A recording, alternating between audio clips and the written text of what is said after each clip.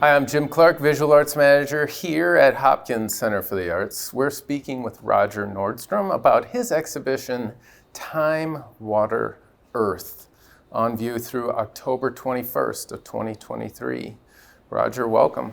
Well, thank you very much. I'm so pleased to be here, and I'm certainly happy that you decided to show this. It's a fantastic show. We have a series of your photographs. Each particular work juxtaposes two images. Can you tell us about those two images and how this series came to be? Well, it came to be because I have a good friend up on the Navajo Reservation, Travis Nowitzki, and he and I have photographed a lot along the North Shore for many years. And we were going to do an exhibition up at the Johnson Heritage Post in Grand Marais. And Travis is pretty well known up there. I was kind of a tag-along. Sure. And since we're really close, it made sense that we could do something together. Travis does a lot of nature, a lot of animals. Night sky, he's really particularly known for night sky now, doing some stuff with PBS.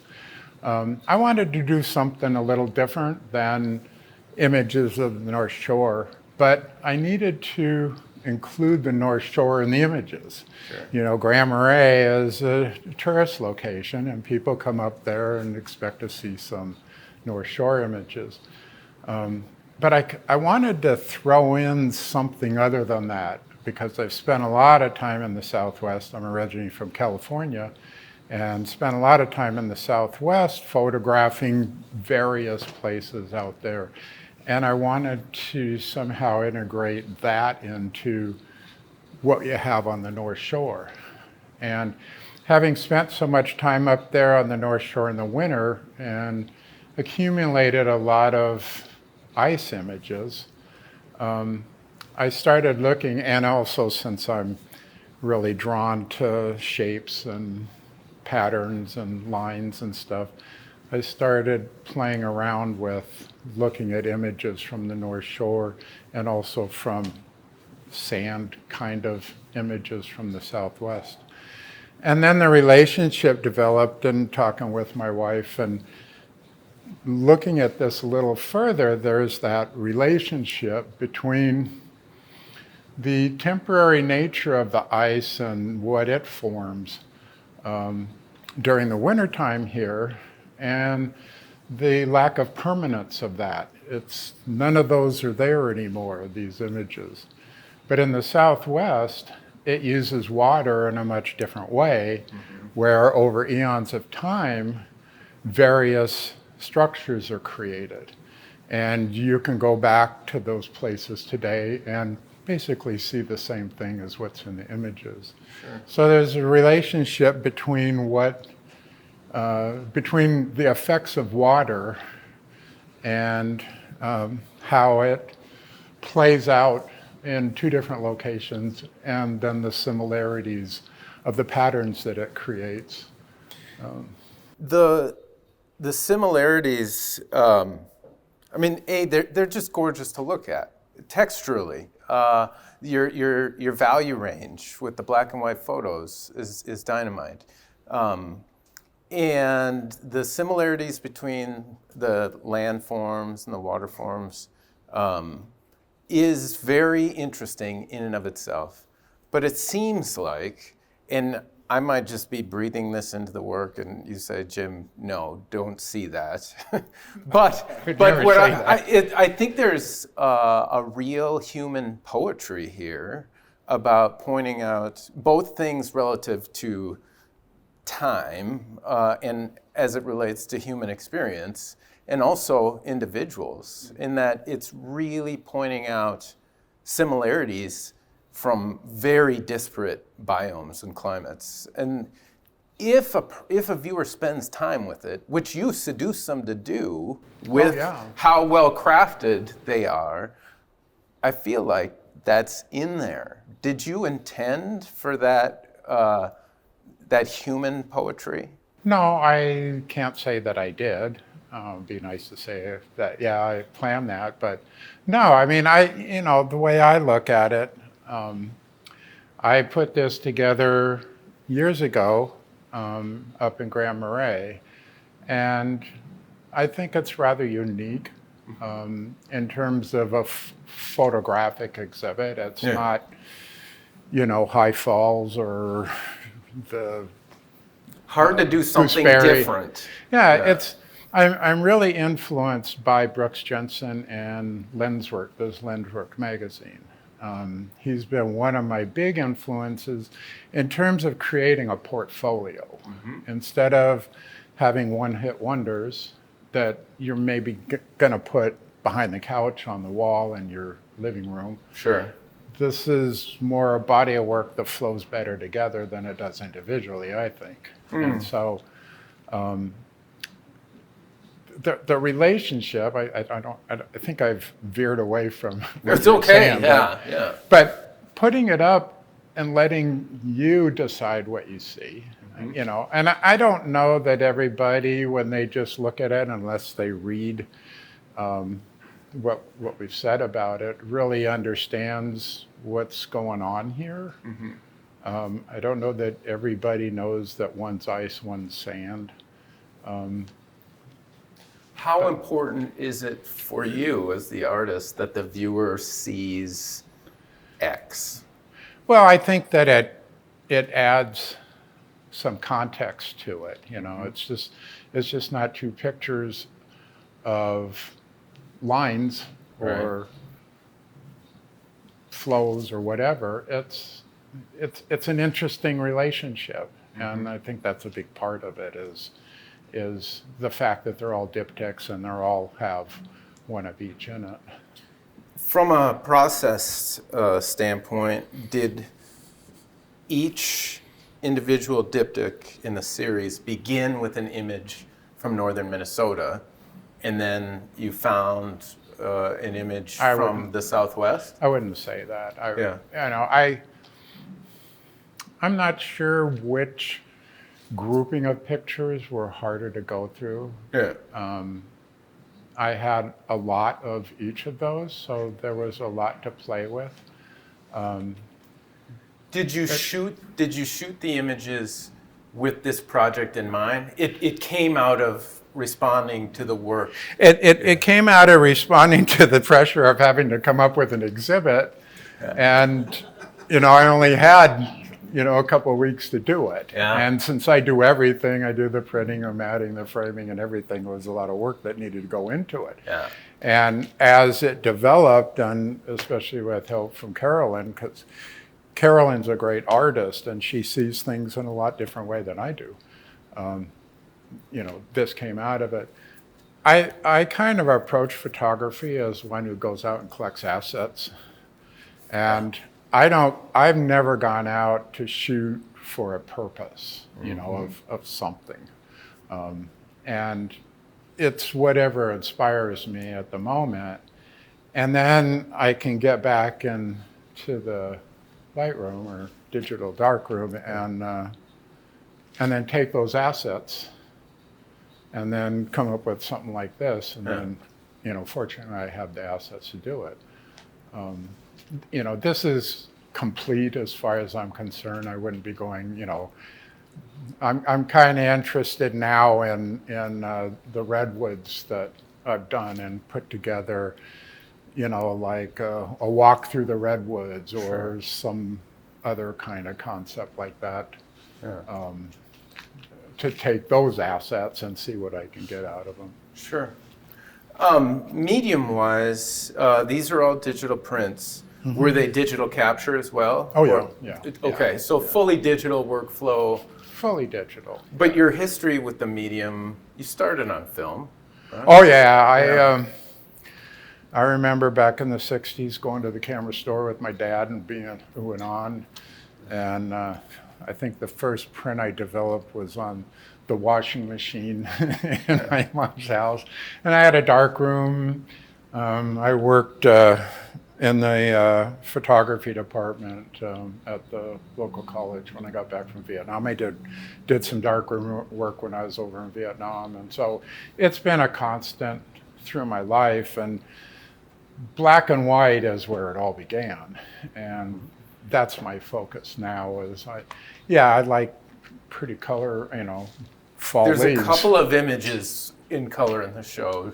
Just I have the two color images just to place locations. Yeah. One's North Shore ice, the other one is provides context. Provide context. Yeah, that's why the color one's there. But everything I do now is all geared towards black and white. It just says more to me. It takes certain aspects of reality out of it, and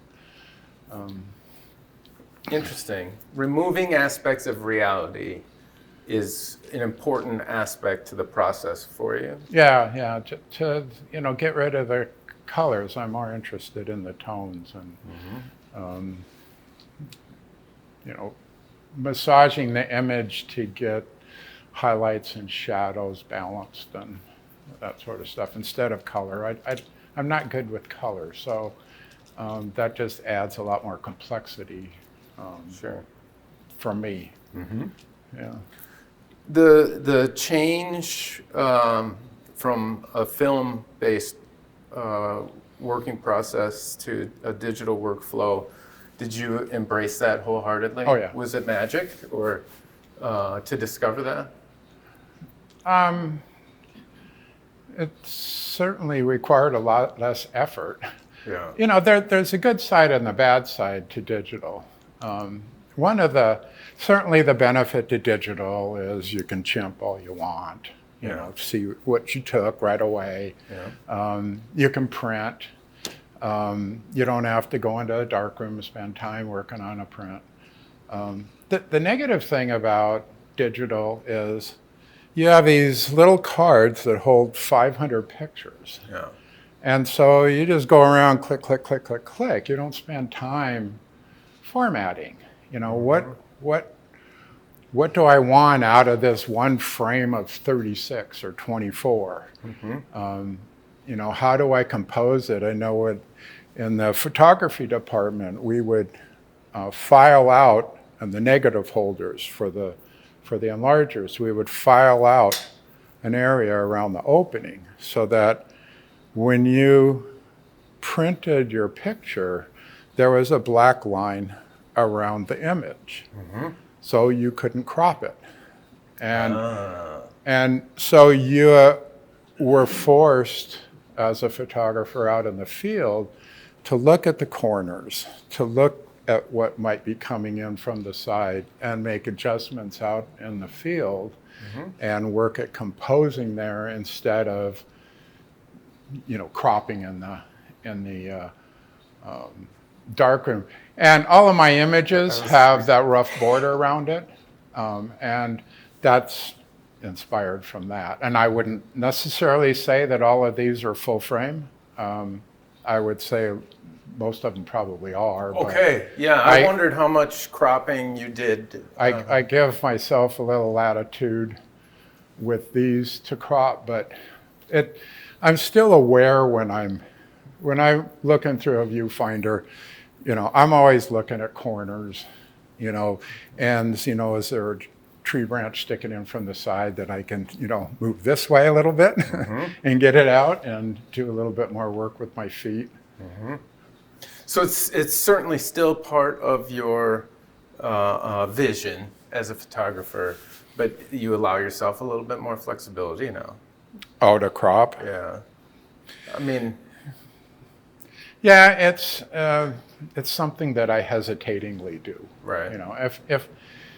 If there's some aspect of the image that I really like, and that goes with, another benefit of digital is cloning. If you have some little piece over on the side, it's easy to get rid of it. Yeah. Is it cheating?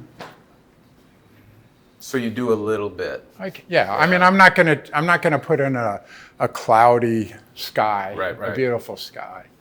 But if there's something that's in the way of saying what I want it to say, then yeah, I'll get rid of it. But it's going to be true to life.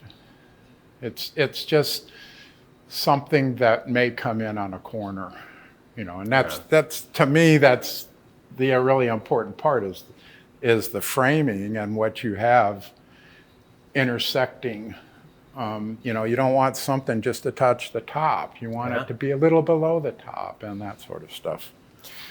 We're in a tricky point of history of the photographic medium and maybe humans in general. I think it's very apropos to your exhibition in that our lives could be seen as the ice structure and human history as the geological treatment. And there's patterns that repeat. But right now, with photography, and artificial intelligence, there's the ability for a person to essentially push a button and have the computer do that removal of that element. Do you, and I kind of set that up in a way that seems like a trap. I'm just more curious. I'm not trying to trap you. Go ahead and trap me. But I have an easy out for the trap. What is it? Yeah. Well, I can only control what I do. Yeah. I'm not interested in AI kind of at all. Yeah. My brother is a photographer and he does workshops and he's been studying the AI and what AI can do. I'm not interested in AI when it comes to this. Yeah. And all I can do is control what I do. For sure. And everything there's not going to be any AI that's going to enter my workflow. Right. It's all what I see and what I want to make out of it. It's more traditional. I don't have any interest in. And a little bit of clone AI. Stamping. You still have your hand in it, and you're still have my hand in it. It's your editorial. Yeah, I mean, there's so much controversy about, is this real? You see a picture at a art fair, and it's this beautiful picture of someplace that and is this really the way it looks? And how much photo manipulation is acceptable, and it all depends on the person. This isn't what it looks like. It doesn't look like this. It looks totally different than this. And just by changing that, does that mean that it's okay to clone out a little thing? Because this isn't real, taking out this little thing isn't real. I mean, you just have to find a limit. I have a limit as to what I'll clone. Yeah. I don't know where it is. I mean, I can't tell you where it is, but I'm not going to alter an image terribly. I'm not going to take a piece from here and move it over there. Yeah. I'm not going to rearrange what it is. Would it be fair to say that you're trying to make it more real with your adjustment?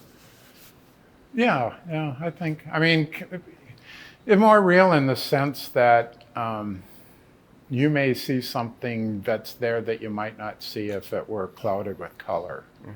You may see the color more than you see the form or the texture or how things flow together. And if it's colored, then you may not quite notice that. Because if you're going to do a color, you want to make sure the color's acceptable and pleasing and all that sort of stuff, so it takes that out. Do you ever shoot in film anymore? Actually, I got my old Canon F1 out and bought some rolls of film. Yeah.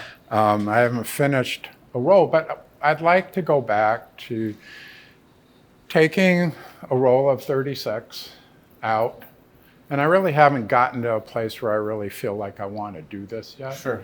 But take a roll of 36 out and go spend the day and see what you come back with. I'm not a chimper. I don't chimp a lot when I'm out in the field. I usually wait till I get back. Tell us about chimping. Well, chimping is you take a picture and then you look at your LCD and you go over your LCD and you look at this and that.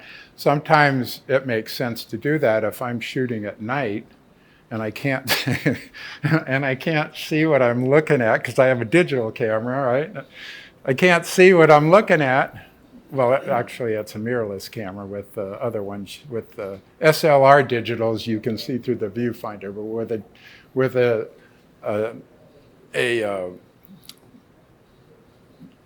shutterless camera, it's whatever displays on the LCD. So, and you can't see that at nighttime. So then you take a picture, and then you look at it and see what your composition is because you can't see it through the viewfinder. But that's. I don't know. I'm more interested in taking pictures and looking what I took out in the field. You're more, and maybe putting words in your mouth, but does it feel like you're more present in the moment of shooting? Yeah. And it results in better images. Yeah, I'm probably more present. I need to become more methodical because I get behind that click, click, click, click, click, and I don't want to do a click, click, click, click, click, and then go back and say, okay, I like this one the best. Mm-hmm. Well, because a lot of the times they're the same, and so it's like, what's the difference between the two, and why do I take two of the same thing? Yeah. But it's just getting that finger off the shutter and looking at things longer, and that's where film comes in. That's where you don't have that opportunity to if you come up with a composition and you take an image and then you move on. And it's kind of fun to take an image here and then move over here and, get different perspectives and all that sort of stuff. But it's more present if you have a limit. Yeah. Yeah. The constraints provide something to push against in a way that amplifies your attention. Right. Right. Have you always been an artist? It comes in fits and starts. I have no art background. I worked in a photography department as the lab assistant. So, I've been around it. Photography's been, part of my life. I've worked in the wet dark room, but I have other things that will come in, and the artwork will go to the background, and then it comes back out. And it's not a life of an artist. Sure. Yeah. Well, I mean, I see things probably different, but I have my photography. The people that I look up to, the inspiration, the Ansel Adams and Cartier-Bresson, and a lot of the older type photographers that inspire me. But I'm not classically trained or. Is that important? No, I mean it's not, because that's not for me. Because I have other interests, and I have a hard time a lot of times concentrating on more than one thing at a time. And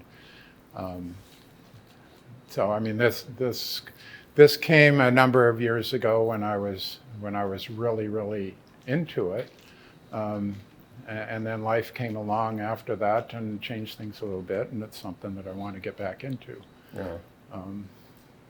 When you say that the art life goes into the background, does it recede fully, or like you won't touch a camera for a period of time? Or that's probably true. I mean, I touch my iPhone a lot more than I do a camera anymore. Yeah. But yeah, and I'm more of the person that I want to travel someplace and shoot. It's in contrast to people who find a lot of stuff in their backyard. I don't find a lot of stuff in my backyard. So I want to go back out to Southwest. I want to go back out to the redwoods. Sure. And then that's when the focus comes in.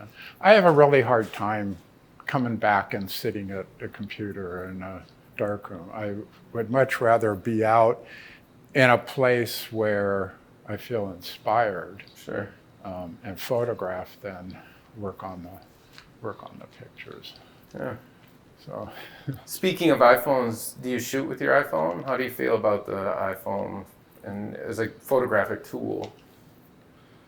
well, I kind of look at it as it's good to take snapshots, but I've taken some with my phone that I've been able to print and do things with, but I don't take it as seriously as a lot of people do. Sure. I take my camera as being more serious. So Yeah. if I'm not seriously shooting, then the iPhone works. Sure. But it's getting better Yeah. all the time. Are you working on anything right now? Or is Not- this one of those periods of maybe distance? This is a period of getting inspired to look into more redwoods. Yeah. But it's not something that's kind of like a winter thing, maybe. Sure. But I'm so kind of random in my interests, Yeah. as my wife will attest. Sure. And this inspires me to do something, to be able to exhibit something that I think is different and has a concept behind it, and being able to share it with other people. You've given me the opportunity, and Hopkins Center for the Arts has given me an opportunity to do it. I feel really honored to be able to share this. And Well, it's terrific to share it with our community, for sure. Speaking of, we should open it to Q&A from our wonderful community. Wonderful body of work. thank you. This is quite awesome. And Jim made the comment that was kind of hinging on what I felt as I looked at them, is that when I look at one side of it, I feel like I'm the element of permanence. That this is all going to be melted and gone, long since. Right. Whereas when I look at the other ones, I'm the impermanent piece. And I'll be long gone, and that will still look roughly the way that it does. Yeah. Interesting. And that was quite overwhelming to me in looking at this work. Wow. What causes you to draw them together the way that you do? I mean, there's obvious things I can see. There's relationships and whatnot, but does that even make sense as a question? Well, Yeah. Can I maybe help? You can How did give it you a end try. up with the pairs that you did? Yeah. Is that basically lines and patterns and similarities in their shapes. They were all specifically put together in the diptych, but there's certain similarities between them that I wanted to highlight. to piggyback on that a bit? How many iterations would you say that you went through in the editing like when you paired these two? Was it just like boom, or I think something like that one's pretty obvious. Yeah. It probably came together real quickly. Other ones, I would probably take an image and I would search through the other grouping and try to find something that matched to some degree, some flow or some texture. This one is more of a flowing one. They're very different, but that one, the texture's very similar. because it is so much about their formal similarities, did you make those selections where you had one of them you knew you were going to bounce off of? Yeah. And did you look at the others in kind of a thumbnail Yeah. gallery view so that you had like the 10,000 foot view Yeah. and you could say, this one has the overall value relationships that I'm aiming for, instead of individually? Yeah. Yeah. Look at them as a whole, and then start going through and weeding things down to some that have some representation, and then because there was likely a couple of different variations of each of them, and then which ones fit best together. Cool. Sorry, Mark. Yeah, no, that was all perfect clarification of what I was trying to ask, so. Yeah. Other questions? If you can remember, after returning from Vietnam and being wounded there, how much or did it change your direction as far as photography or your desire to photograph, the things that you photographed? Did it have any influence on you as an artist? Well, when the first thing first job I had after getting back from Vietnam was to work at Santa Ana Community College in photography. That's where I originally went, and that's where things were comfortable for me to kind of get back into society again. And I did that for a few years, and that certainly opens you up to a whole lot of different avenues within photography. I ran the lab, but I still had a lot of exposure to what was going on in the classrooms and what people were working on and what people were being inspired by. And it wasn't the kind of photography where we spent much time dealing with lighting and that sort of stuff, but it was more composition and landscape really was my foundation. Ansel Adams was, he was the guy, and my older brother was into photography too, and we both had that in common, and we're both very much into landscape. I admire street photographers. I just don't have the personality of a street photographer. But how did it affect me? I'm not sure. I mean, it's certainly something that I immediately went to, so it was a safe space. Oh, nice. Okay. Thank you. I just want to thank you for sharing these wonderful images, and they make me think quite a bit, and I need to think more. Well, thank you. I mean, it's been my pleasure to share them, and you mentioned about the different feelings that you got out of them, and those are the sort of things that make it really worthwhile showing it. Whatever comes out of it for each person is what's important. And I don't see some of the things that you see, and that's what makes it even more valuable is the different reactions people have. And I enjoy hearing about them, and they inspire me hearing about them.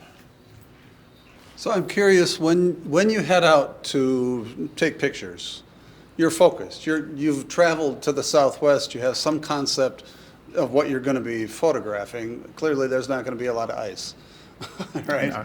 There could be. But. Well, there could be. Yes, there could be. That could be planned. The question is, as you go out, how much, I don't know what the word is, maybe pre-composition are you doing that today I feel like I need to look for maybe that type of sand structure or something? Or is it purely putting yourself into the environment and then you just open yourself to whatever's there? That's what it is. Latter. I don't go out with a purpose. Okay. I mean, with a specific purpose. I just go out to see and take images of what I see that does something to me. And I don't know what it does to me. All I know is I feel compelled. It's like the question, why are you taking this picture? A lot of people want to say, I don't know why. I mean, I have a hard time verbalizing why. It's a feeling. Sure. It's just an emotion. Yeah, why is that? Here's the result. That's why I did it. Exactly. Yeah. Part of what I'm trying to get at is that I always like to find out how do you hone your inspiration from I'm about to create some art until you come up with something, and what your process is. Obviously, line and form and dark and all of that is an important element to you because it's everywhere in your work.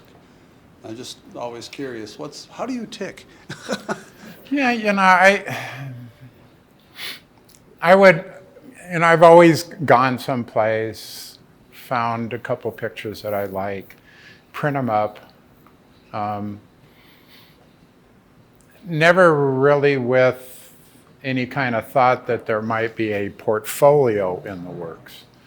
But once I got into the whole portfolio mindset, it's gathering assets to be able to put together something once I get home. And I don't really think, I think more, so I've been thinking a lot about the redwoods and the kind of images. I've got a couple of them hanging up in the house, and they've been hanging up for years, and I feel like I should swap them out for something else, but I really like them. So, I like walking by them and looking at them. But there's only 4 images in that group, and it's like I've got all these other redwoods pictures that I've taken over a number of trips there. And how can I integrate those into the 4 that I have and tell some kind of a story with it? So if I'm going to go back out to the redwoods, I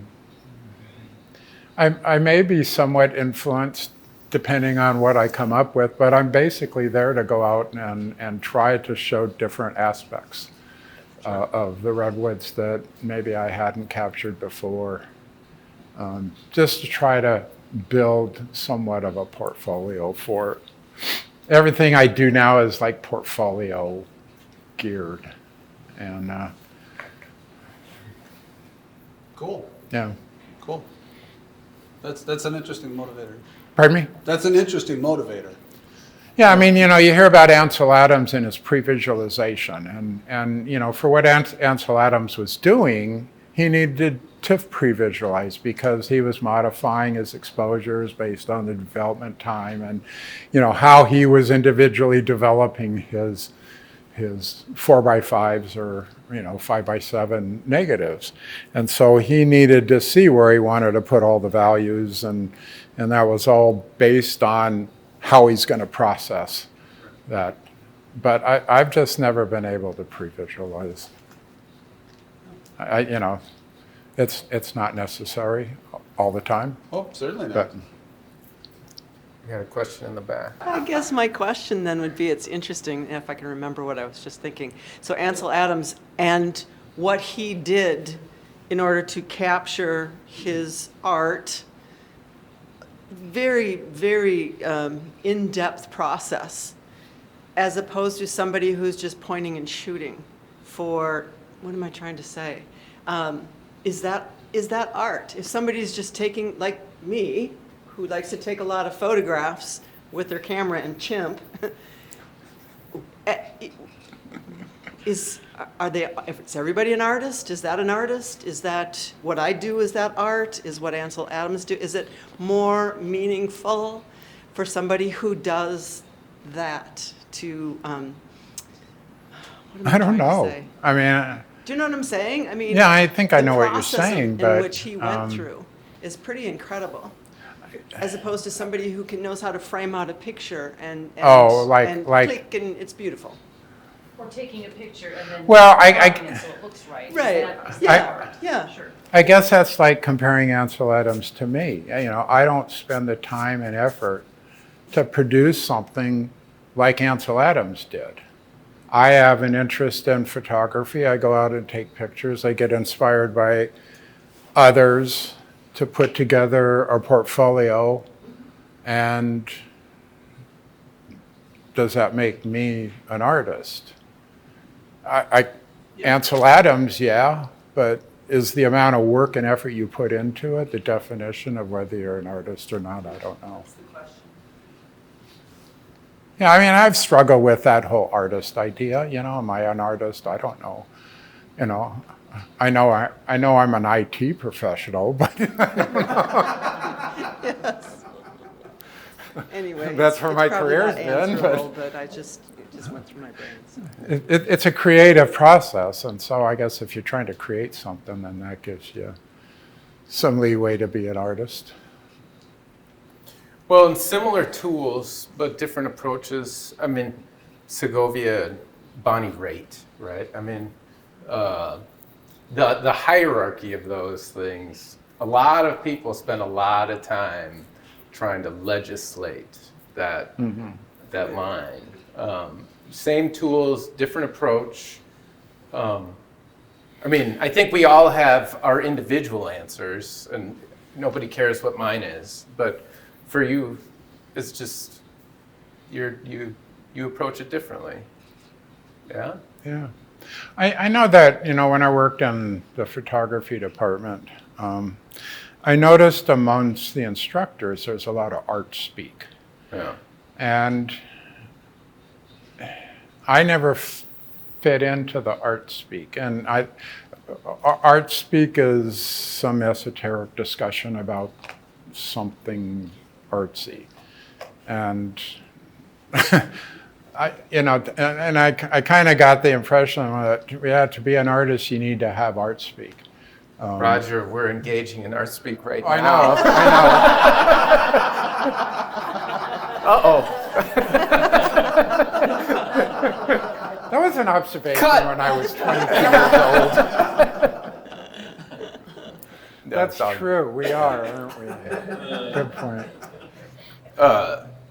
I get it though, because some folks, it's a rabbit hole that they fall into, and it becomes more about the art speak, and it can become a sleight of hand thing. That I've got the art speak, but can you back it up with the art action? Yeah. So it's a wild, woolly world out there. Yeah, there's a lot of different ways to approach it. And,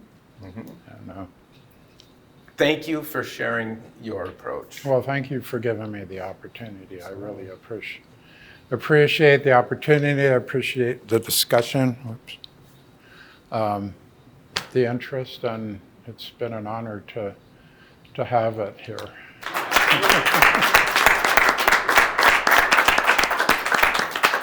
We've been speaking with Roger Nordstrom about his exhibition, Time, Water, Earth, on view now through October 21st, 2023.